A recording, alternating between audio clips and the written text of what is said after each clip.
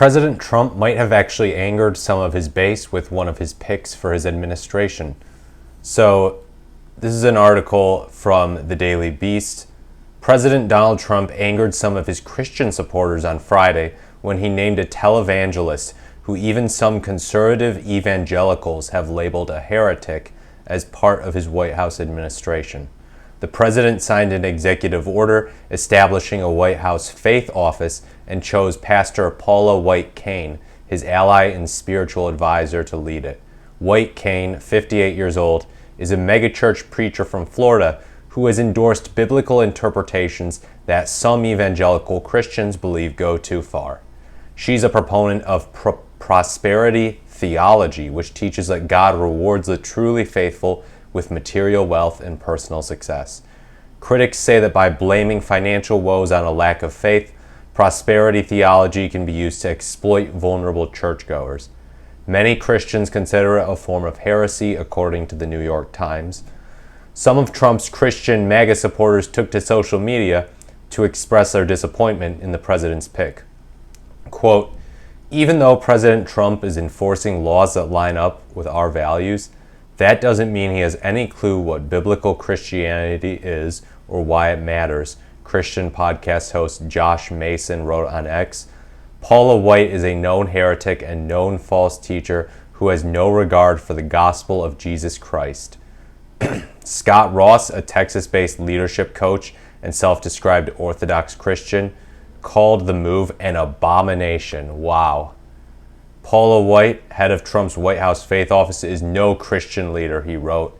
She preaches the heresies of word of faith and prosperity gospel, both utterly opposed to authentic Christianity. Worst, she has lived a life of scandal with multiple husbands, twisting the gospel for profit. White-Cain, who is twice divorced, is currently married to Journey guitarist Jonathan Cain. Quote, "Arguably, this is the worst and most dangerous thing President Trump has done, putting a false teacher at the helm of faith outreach. Lord have mercy on our country and this administration," Ross added.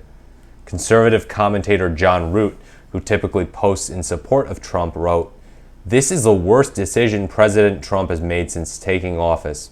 Paula White is a heretic who peddles the prosperity gospel. Plus, women should not be pastors according to the Bible." White-Cain first caught Trump's attention in 2002 when the then businessman called her up after seeing her long-running TV show, Paula White Today.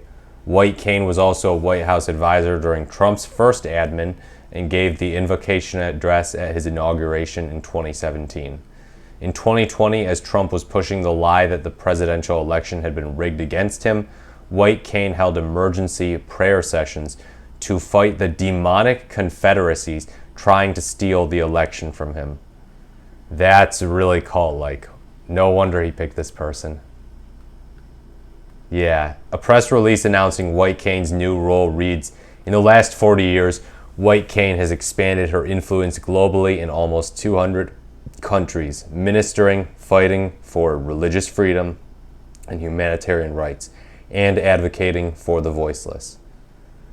Well, she wasn't advocating for the voiceless when she was advocating for Trump while he was out lying about the so-called stolen election. So there's that.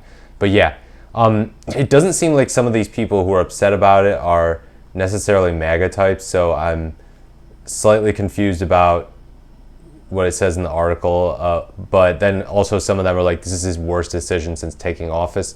So that leads me to believe that these people agree with a lot of the stuff he's done so far, but then they don't like that Trump's appointing White-Cain. So maybe they are Trump supporters. Some of them, it seems like, yeah, they're just Christians and maybe not total Trump supporters because they're denouncing this move so heavily.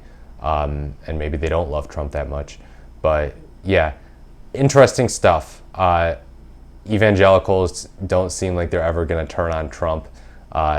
That ship sailed. That ship sailed. In 2016, they were backing Ted Cruz, but then Trump beat Cruz, and then Trump courted the evangelicals with his Mike Pence pick and with other stuff somehow. I mean, he banged a porn star, but he gets to keep the evangelical vote apparently, because that's the way that American politics works when you have an R next to your name or something like that.